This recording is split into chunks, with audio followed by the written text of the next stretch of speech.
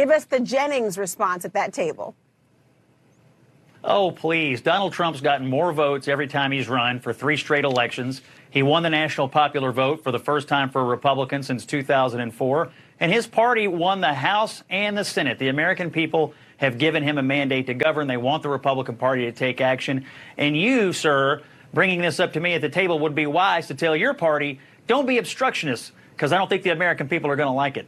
Ooh, he is not getting the last crescent roll.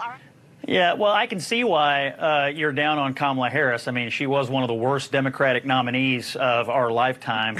And presidential campaigns have a way of revealing the talent levels of the people who are in them. And I think we found the ceiling she bumped up against. If you hadn't remembered it from 2020 or 2019, she'd make it to 2020. Now you really have seen it on display, and maybe she'll try it again in 4 years from now. We'll never know if another Democrat could win, but I'll tell you this, Joe Biden and his administration and what Kamala Harris helped him do have tainted the Democratic Party. It delivered Republican majorities in Washington, D.C., and now their party is in the wilderness trying to figure out what went wrong.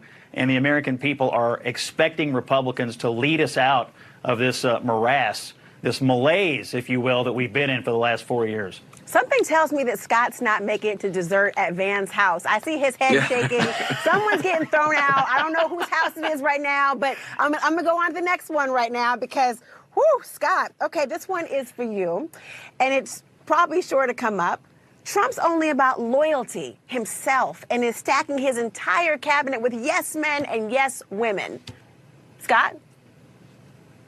I mean, honestly, are you complaining that a president of the United States is appointing people to his government that, oh my gosh, supported his election campaign, that support his agenda? That's unheard of. We've never heard of this before. That's crazy talk. Every president appoints people to the cabinet that supported them, that supports the things they want to do. I mean, my goodness gracious, Joe Biden ended up appointing Pete Buttigieg as Secretary of Transportation because he said, well, you know, I like trains. Choo-choos are fun.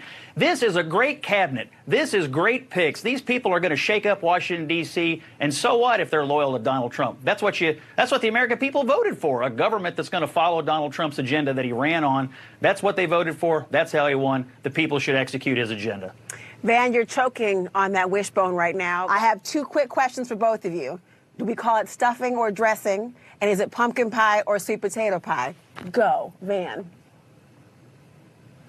We call it stuffing. And for me, it's sweet potato pie. And Scott? Is it dressing or stuffing? Well, I'm going to put my Pilgrim hat on, because this is the real debate. And I just want to say we're not MAGA tonight. We're MAPA. We're going to make America Pilgrim again. And I'm going to disagree with Van. I do like sweet potato pie. I would opt for the pumpkin pie. And we do call it dressing. Some people in my family call it stuffing, but majority dressing. So once again, Van and I cannot seem to find common ground at this Thanksgiving table. But I will send you your Pilgrim hat, my friend.